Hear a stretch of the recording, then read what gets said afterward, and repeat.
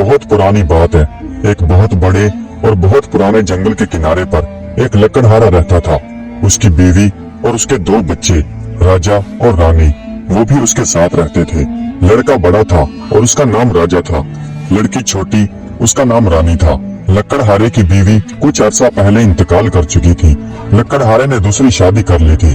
उन बच्चों की माँ यानी सुतेली माँ, वो बहुत बुरी थी। वो बच्चों से बहुत नाखुश थी। वो चाहती थी कि किसी न किसी तरह से इन बच्चों से छुटकारा मिल जाए।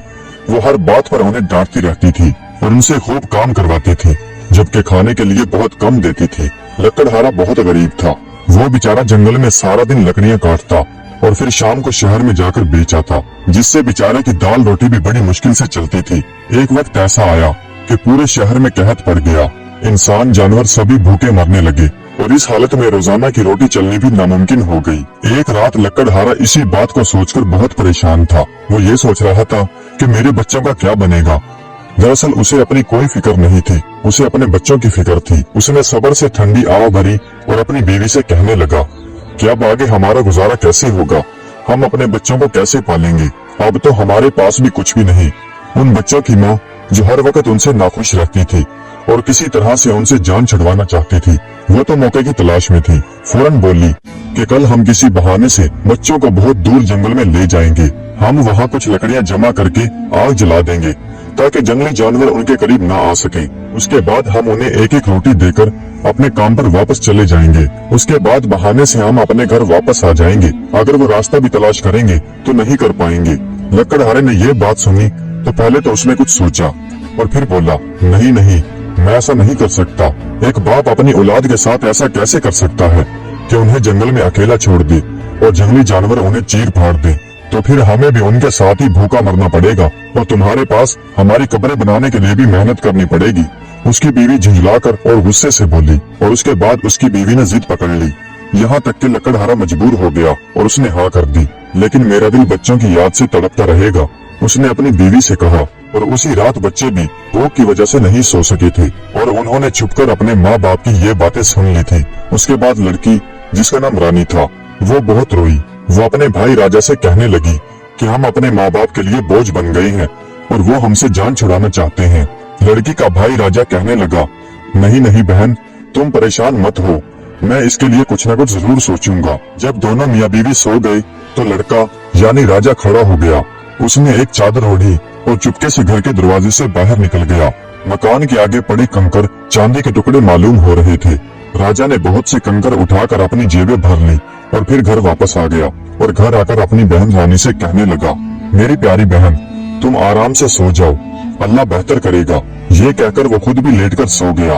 अगले दिन सुबह का सूरज भी नहीं निकला था कि लकड़हारे की बीवी उन दोनों बच्चों के पास आई और बच्चों से कहने लगी, चलो बच्चों, खड़े हो जाओ, आज हम जंगल में लकड़ियाँ काटने के लिए जाएंगे। उसने राजा और रानी को रोटी का एक एक टुकड़ा भी दिया और कहने लगी, ये तुम्हारे दोपहर को खाने के लिए है और इसे अभी न खा जाना, वरना तुम्हारे पास दोपहर के खाने के लिए कुछ नहीं बचेगा। रानी और राजा ने खामोशी से वो रोटी के टुकड़े ले लिए और उसके बाद वो सब जंगल की तरफ रवाना हो गए। थोड़ी दूर चलने के बाद लड़का यानी राजा खड़ा हो गया और मुड़कर अपने मकान की तरफ देखने लगा और ये हरकत राजा बार बार करता रहा। लकड़हारे ने जब अपने बेटे को ऐसा करते हुए देखा तो उसने भी पूछा कि राजा, क्या कर रहे हो बेटा, तुम पीछे मुड़ मुड़कर क्यों देख रहे हो, ध्यान से चलो बेटा। राजा ने जवाब दिया, मैं अपने बिल्ली के बच्चे को देख रहा हूँ जो हमारे घर की छत पर बैठा मेरी तरफ देख रहा है। यह सुनकर सुतेली माँ फौरन बोली, अरे तुम तो निरे ही बुद्धू हो, वो तुम्हारी बिल्ली का बच्चा नहीं है बल्कि सूरज है जो मकान की छत पर से उभर रहा है।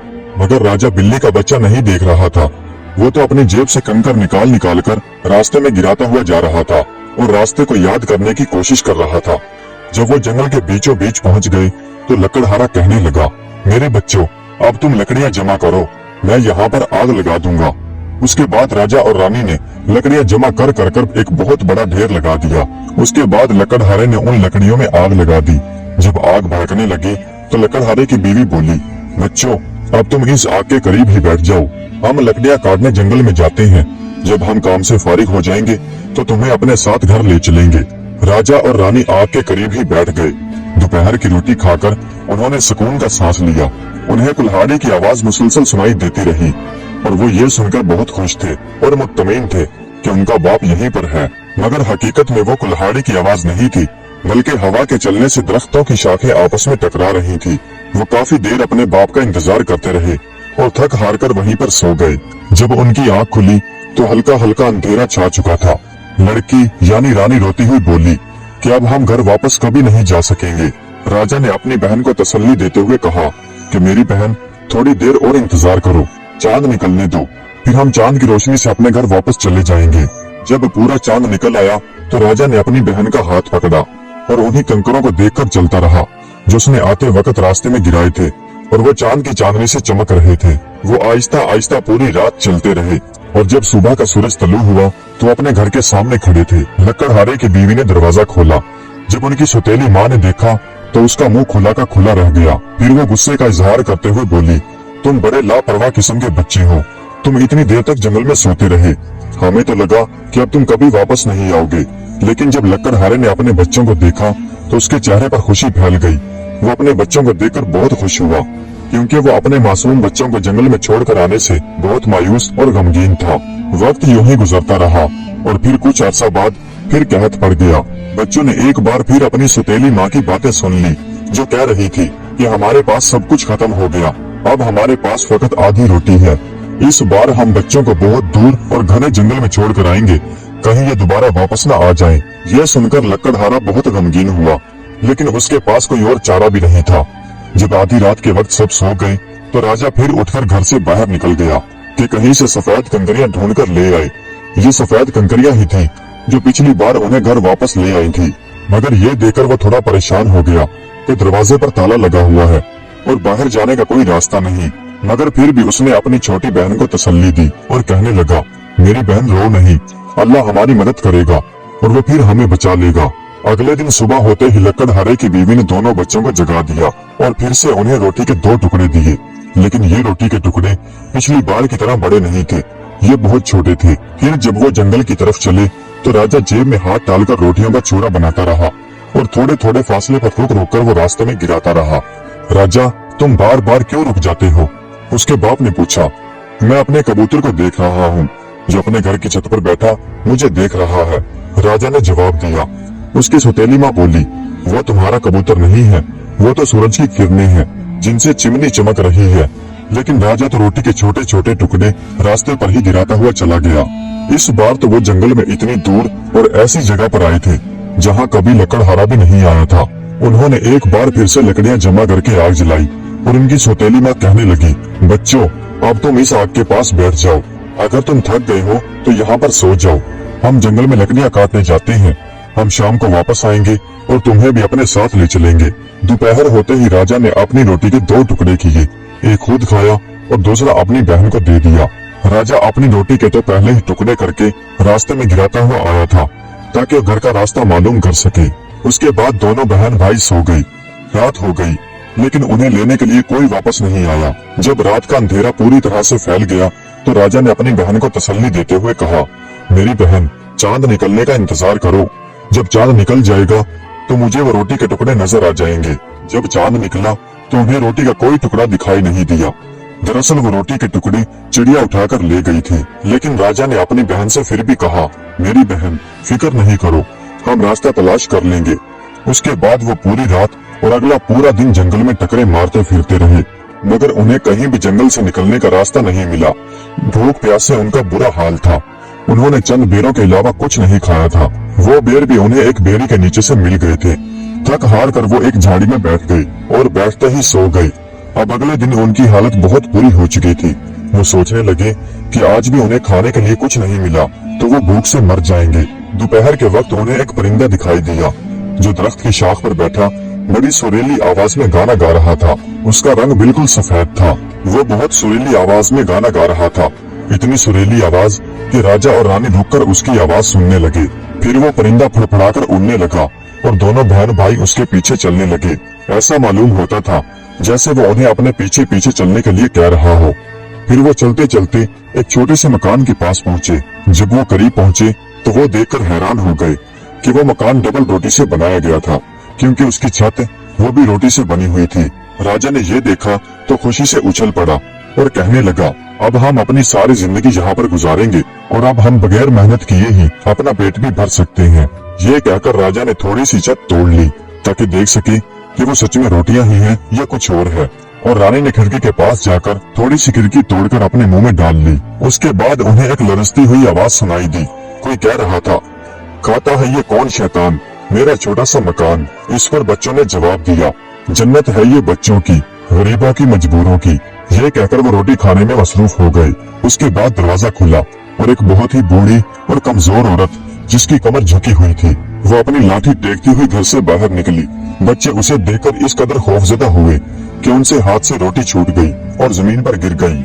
ये देखकर वो बूढ़ी औरत कहने लगी, अरे प्यारे बच्चों, डरो नहीं, अंदर आ जाओ, मैं तुम्हें बहुत सारी चीजें खाने के लिए दूंगी। वो बड़े प्यार से बच्चों को अंदर ले गई और उसने बहुत सारी मुख्तलिफ चीजें बच्चों के सामने लाकर रख दी, जो राजा और रानी दोनों बहन भाइयों ने खूब मजे से खाई।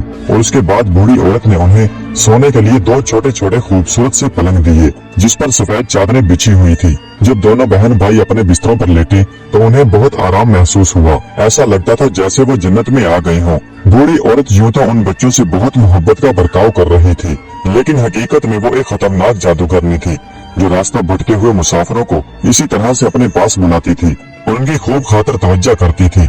उसके बाद उन्हें पकाकर खा जाती थी। जब राजा और रानी दोनों अपने बिस्तरों पर सो गए तो वो जोर जोर से हंसने लगी। उसके मुंह में पानी भर आया था और चटखारा लेते हुए बोली, अब ये मेरे काबू में है, अब ये कहीं नहीं जा सकते। अगले दिन सुबह के वक्त वो बच्चे उठे भी नहीं थे कि बुढ़िया उठ गई। उसने बच्चों को देखा, वो अभी तक सोए हुए थे। सोते हुए वो दोनों बहन भाई बहुत प्यारे लग रहे थे। उन्हें देखकर बूढ़ी औरत मुस्कुराई और मन ही मन में सोचने लगी, इनका गोश्त तो बहुत ही मजे का होगा। फिर उसने राजा को अपनी गोद में ऐसे उठा लिया जैसे कोई बहुत ताकतवर औरत हो और उसकी झुकी हुई कमर भी सीधी हो गई थी। अब वो कमजोर मालूम नहीं होती थी। वो राजा को लेकर बाहर आ गई और घर के पास ही एक कमरे में ले गई। वो कमरा दरअसल पिंजरा था। उसने राजा को अंदर डालकर बाहर से कुंडी लगा दी। वो चाहे जितना भी चीखता चिल्लाता, लेकिन उसकी आवाज वहाँ पर सुनने वाला कोई नहीं था। अब बूढ़ी औरत कमरे में वापस आई और रानी अभी तक सोई हुई थी। उसे ये नहीं पता था कि उसका भाई उसके पास नहीं है। बुढ़िया ने रानी को जोर से झंझोड़ डाला। रानी डरकर उठ गई। वो हैरानी से बूढ़ी औरत की तरफ देखने लगी कि जिसकी आंखों में मोहब्बत की बजाय गुस्सा था।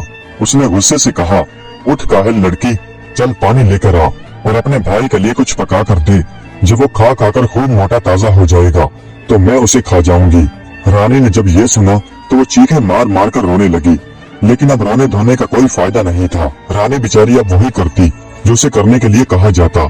राजा के लिए बहुत उम्दा खाना पकाया जाता, मगर रानी बेचारी को बचा कुचा खाना नसीब होता। बूढ़ी औरत हर रोज पिंजरे के पास जाती और चिल्लाकर बोलती, राजा अपनी उंगली बाहर निकालो ताकि मैं इस बात का अंदाजा लगा सकूं कि तुम कितने मोटे हो गए हो। राजा इसके बदले में एक हड्डी उसके हाथ में थमा देता। बूढ़ी जादूगरनी जिसकी नजर बहुत कमजोर थी, वो ये नहीं देख पाती थी कि ये उसकी उंगली है या कुछ और है। वो रोजाना उस हड्डी को पकड़कर देखती तो परेशान हो जाती कि क्या बात है, मैं रोजाना इसे इतना उम्दा खाना खिलाती हूँ, फिर भी ये मोटा क्यों नहीं होता। इसी तरह से 4 हफ्ते गुजर गए। अब बूढ़ी औरत के लिए सब्र करना मुश्किल हो गया था। वो कहने लगी कि अब कुछ भी हो जाए मैं इस लड़के को खा जाऊंगी। उसने रानी को आवाज दी, ऐ लड़की, पानी लेकर आ। राजा चाहे मोटा हो या पतला, मैं कल सुबह उसे पकाकर खा जाऊंगी। बेचारी रानी की हालत काबिले रहम थी। वो बेचारी सिसकियां भर भर कर रो रही थी और पानी ला रही थी। वो बेचारी रोते रोते कहने लगी कि ऐ अल्लाह, हमारी मदद कर। इससे अच्छा तो ये था कि हमें जंगल में ही दरिंदे चीर फाड़ कर खा जाते ताकि हम दोनों बहन भाई एक साथ ही मर जाते। बंद करो ये रोना धोना, जादूगरनी झुंझला कर बोली। दूसरे दिन रानी बाहर आई। उसने पानी से भरी हुई एक तेजकी 2 बांसों के दरमियान लटका दी और उसके नीचे आग जला दी। बूढ़ी औरत कहने लगी, पहले हम उसको भूनेंगे। मैंने तंदूर तैयार कर लिया है और आटा भी बना लिया है। फिर उसके बाद उसने रानी को तंदूर की तरफ धक्का दिया जिसमें आग के शोले भड़क रहे थे और बूढ़ी औरत ने रानी से कहा कि जाकर देख तंदूर गर्म हुआ कि नहीं, ताकि मैं रोटियां पका सकूं। असल में वो बूढ़ी औरत रानी को इसलिए तंदूर के पास भेज रही थी ताकि वो उसे भी धक्का देकर तंदूर में गिरा दे और उसे भी पकाकर खा जाए। लेकिन रानी उसकी चालाकी को समझ गई थी। उसने अनजान बनते हुए कहा, लेकिन मुझे तो ये देखना नहीं आता कि तंदूर गर्म हुआ है कि नहीं, मैं किस तरह से देखूं। उसके बाद बूढ़ी औरत कहने लगी, अरे कामचोर लड़की, इस तंदूर का मुंह इतना बड़ा है कि मैं अपना सर भी उसके अंदर डाल सकूं। ये कहकर उस बूढ़ी जादूगरनी ने अपना सर तंदूर के अंदर किया ही था कि रानी ने उसे पीछे से तंदूर के अंदर धकेल दिया और लोहे के एक ढक्कन से तंदूर का मुंह बंद कर दिया।